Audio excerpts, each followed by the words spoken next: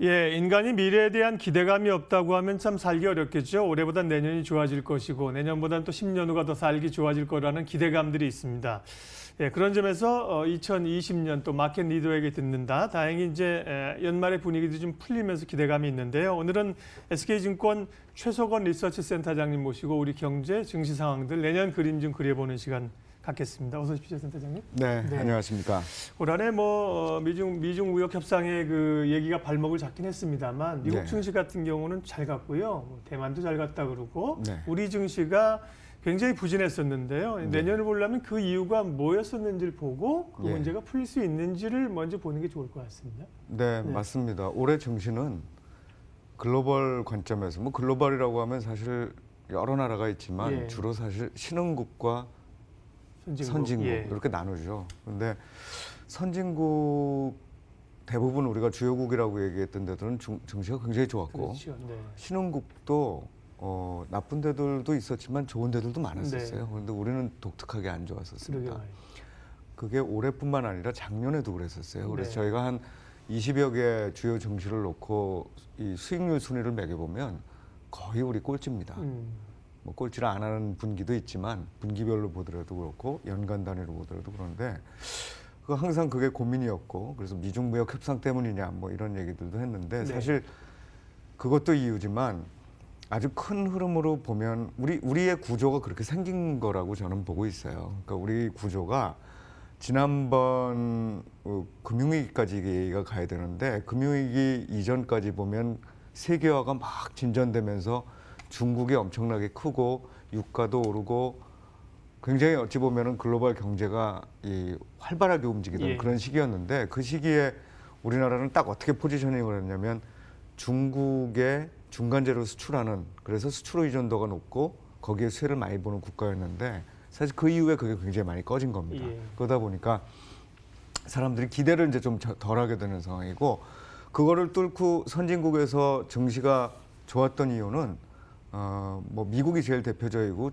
일본, 독일도 그렇지만 새로운 산업이었어요. 근데 그 그렇죠. 새로운 산업군이 네. 우리가 굉장히 협소하다는 거죠. 그러다 보니까 그런 디커플링이 나타났던 것 같다 이렇게 볼 수 있겠고 그런 현상들이 내년에도 큰 흐름으로는 이어질 것 같아요. 근데 거기에다가 미중무역 협상이 딱 들어오면서 이게 더 큰 영향을 준다고 하다가 네. 이제 그게 좀 풀리는 상황이 되면 상대적으로 수혜를 받는 것도 우리가 좀 더 낫지 않겠느냐는 시각도 조금씩 살아나는 모습입니다. 네, 그렇습니다. 중국의 기댄 성장 그런데 이제 중국이 막히니까 국내 기업들이 어려울 수밖에 없는 거고요. 저희도 이제 사석에서 그런 얘기 많이 합니다. 우리 시장이 이렇게까지 못 갈 이유가 소위 이제 미국에 말씀하신 팡 같은 IT나 이제 새로운 플랫폼을 주도하는 기업들이 한국에서 찾아보기 어렵다. 그런 구조적인 요인들을 말씀하셨는데 내년에는 그래도 이제 경기가 좀 돌아 나올 거라는 기대감들이 지금 있습니다. 내년 그림들은 올해보다는 좋아질 걸로 그리고 계신가요? 예, 분명히 말씀드렸던 그런 구조적인 문제는 네. 늘 있어 왔던 거고요. 네.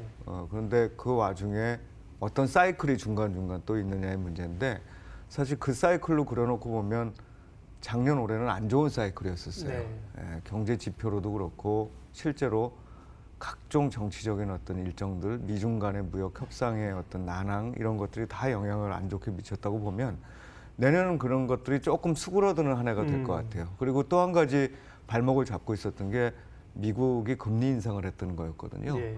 그러면서 전체적으로 유동성을 푸는 어떤 그 양들이 줄어들었다고 볼 수 있죠.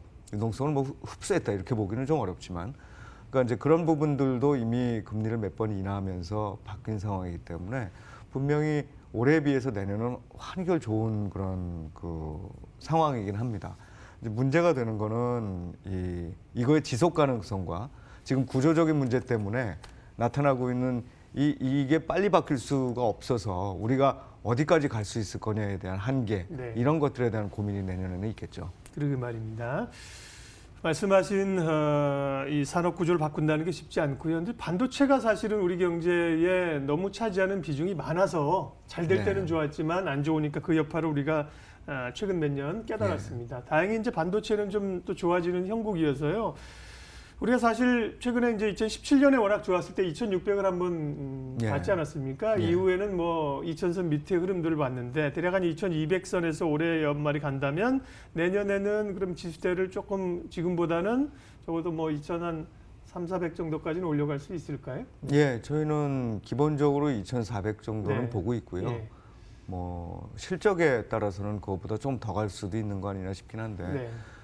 그렇게 보는 기본 이유는 우리가 2011년부터 16년 그 금융위기 지난 이후에 좀 안정이 되고 난 다음에 이익 규모를 보면 대략 한 7, 80조 원대 정도에서 왔다 갔다 하는 네. 모습을 보이다가 이게 쭉쭉 올라가서 2017년, 18년에 이제 촥 많이 예. 올라갔죠. 200조 벌었잖아요. 예, 그러다가 이제 우리가 단기순이익으로 보면은 그게 조금 그거보다는 수치가 네네. 작은데 올해 확 줄었어요. 예. 한 40% 가까이 줄었죠. 음.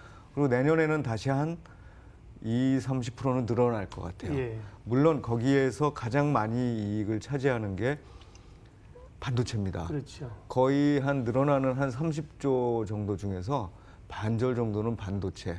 뭐 주변에 있는 그런 반도체 장비라든지 IT 관련된 것들까지 포함하면 아마 한 3분의 2 정도는 그쪽에서 나올 것 같아요. 그래서 약간 쏠려 있긴 한데 어쨌든 그런 이익의 흐름만 보더라도 사실은 우리 2011년부터 16년 사이에 박스피라고 그렇지. 기억나시죠?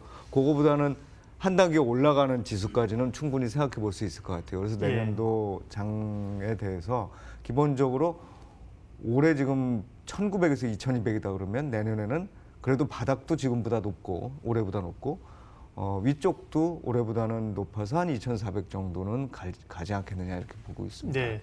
그럼 이제 내년 경제 증시의 변수들을 좀 살펴보겠습니다. 사실은 말씀하신 것처럼 장기적으로는 기업 실적의 함수가 가장 주가 영향이 크지만 적어도 단기적으로는 그를 둘러싼 정책이나 정치적인 영향들도 무시하지 못하지 않습니까? 네. 예, 그런 점에서 내년에는 이제 미국의 대선이 있고 우리는 이제 총선이 있습니다. 무엇보다도 네. 이제 미국 대선과 이제 트럼프 대통령의 스탠스 이런 걸 좀 살펴봐야 될 텐데 어떻게 네. 예상하고 계세요? 선거가 있고 선거를 앞두고 있을 때 네. 현재 정부가 정권을 쥐고 있는 정부가 취하는 정책은 대부분 성장률을 좋게 하는 정책들이죠. 그렇겠죠. 예, 예. 그래야 실적이 좋고 뭐 보통은 이 경제적인 이유들이 이 선거에 상당히 네. 영향을 많이 미치기 때문에 그래서 아마 그런 측면에서 경제적인 부분은 아마 돈을 정부가 많이 쓰는 방향으로 해서 크게 나쁘지 않을 것 같다고 생각을 하고 있는데 단지 조금 걱정이 되는 건 하반기 때 이게 트럼프 대통령이 지금 당선이 될지 안 될지에 대한 불확실성이 남아있는 상태잖아요. 사실 샤이 트럼프라고 하는 어떤 숨어있는 표들이 있긴 하지만 그걸 감안하더라도 최근에 나오는 이 서베이랄까요? 네. 이런 걸 보면 민주당이 누구와 붙어도 트럼프 대통령이 지는 걸로 나온단 말이에요. 그러니까 사실은 확신할 수 없다는 어떤 불확실성이랄까요? 그런 게 내년 하반기 장을 좀 지배할 가능성이 있어요. 그러니까 예. 트럼프가 대통령이 되지 못할 경우에 그럼 어떨 거냐? 이제 상대방 그럼 이 후보들을 보면 대체로 민주당 후보들이 주장하고 있는 게 지금까지 기업들한테 이렇게 혜택을 많이 줘왔던 친기업적 정책들, 대표적으로 뭐 감세가 됐든지 투자를 네. 할 때 인센티브를 준다든지 하는 부분을 조금 완화시킬 것 같다는 생각인 거예요. 되돌릴 것 같다는 뭐 블룸버그 생각인데. 빼고는 워런이나 뭐 다들 사실은 그죠. 그렇죠. 그리고 또 한편으로는 뭐 MMT 같이 좀 극단적으로 예. 유동성을 풀고 정부가 돈을 굉장히 많이 써서 정말 장기적인 리스크를 키울 수도 있겠다는 우려를 시장 참가자들 할 수 있는 그런 정책을 주장하는 사람들도 있다는 거죠. 이제 그런 면에서 혹시나 민주당 정부가 잡았을 때 불확실성이 네. 지금보다 커지는 거 아니냐 이런 생각이 있을 수 있고 또 한편으로 트럼프가 되더라도 어떤 또 마음을 가질 수 있냐면 되기 전까지는 굉장히 친기업적으로 나서고 시장 친화적으로 나서지만 일단 되고 나면은 미국은 재선이면은 끝이니까 그렇죠. 예. 그 다음부터는 사실 미국 중심주의가 더 강해지고 중국에 대해서 더 강경한 입장을 취할 수 있는 거 아니냐는 우려들도 한편으로는 발생할 수 있어요. 그래서 저희가 보기에는 내년에 하반기 대선을 앞둔 어떤 시장은 굉장히 불확실성에 네. 놓여 있을 거다라는 생각을 갖고 있습니다. 그렇게 보면 이제 하반기보다 상반기가 조금 더 편안한 예. 시기가 되겠군요. 그렇습니다. 투자자들은요. 예. 그런데 이제 민주당이 되든 공화당이 되든 명확한 변하지 않을 정책이 보호무역이나 중국에 대한 압박, 무역 이 전쟁은 계속될 거라는 얘기들 하지 않습니까? 네네. 그런 점에서 1단계 합의가 이르렀는데 그러면 이제 미중 간의 분쟁 또 이 무역 전쟁은 뭐 상당 부분 좀 정말 상수로 안고 가야 되겠네요. 그렇죠. 예. 지금 미국도 급해지니까, 그러니까 트럼프 대통령도 좀 급해졌으니까 이전에 보면 원샷으로 모든 걸 해결하지 않으면 우리는 뭐 예, 안 하겠다. 안 하겠다는 거 있잖아요. 그러니까 굿딜이 아니면은 노딜인 네. 거에서 3단계로 이걸 나눈다는 것 자체가 이미 일정 부분은 좀 후퇴한 거죠. 그렇죠. 그게 뭐 중국이 무서워서라기보다는 미국 내 자기의 입지와 관련이 된 문제라고 보고 있는데 그 1단계는 어떤 식으로든 해결할 수 있는 게 미국이 요구하는 부분들, 예를 들면 뭐 농산물을 좀 더 사준다든가 아니면은 금융시장을 개방한다든가 이런 부분은 중국으로서 크게 피해도 보지 않을 뿐만 아니라 관세를 낮추는 이익이 예를 들면 그런 부분들로 발생할 수 있는 리스크보다는 더 커 보이는 거예요. 그러니까 충분히 합의가 가능한데 사실 기술 경쟁이라든지 지적재산권 부분 이런 거는 향후에 패권 다툼을 할 때 굉장히 핵심적인 부분이기 때문에 그렇죠. 금융시장 2단계가 예. 뭐 서로 간에 앞으로는 협상을 한다고 해도 실제로 그거를 이행하고 지키는데 상당한 어떤 어려움들이 있을 거라 상호할 겁니다. 그래서 아마 논란이 깊어질 거고 3단계로 가게 되면 이게 지금 미국이 중국이 제대로 할 건지를 감시하겠다는 거거든요. 감시도 하고 니네 법에다가 법제화도 시켜라 이런 얘기니까 네. 이거는 내정 간섭으로 충분히 받아들일 수 있고 사실 중국이란 나라는 100년 전에 미국 등 선진국한테 굉장히 수치를 입었다고 생각하는 나라거든요. 그러니까 정치적인 입지를 위해서도 사실은 그런 것들에 대해서는 굉장히 양보 안 하려고 불편할 수 그러겠죠. 예. 있습니다. 그래서 이건 역시도 내년도 중반 뭐 이때쯤 2단계가 다시 또 어느 정도 무르익어 갈 텐데 예.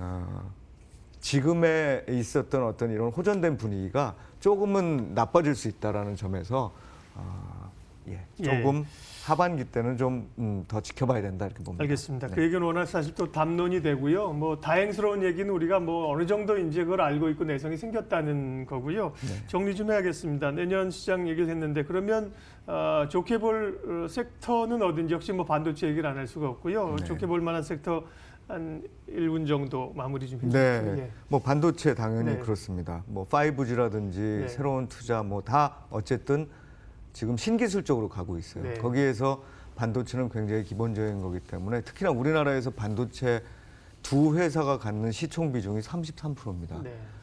반도체가 좋아져야 또 우리나라 증시 전반도 좋아질 가능성이 있죠.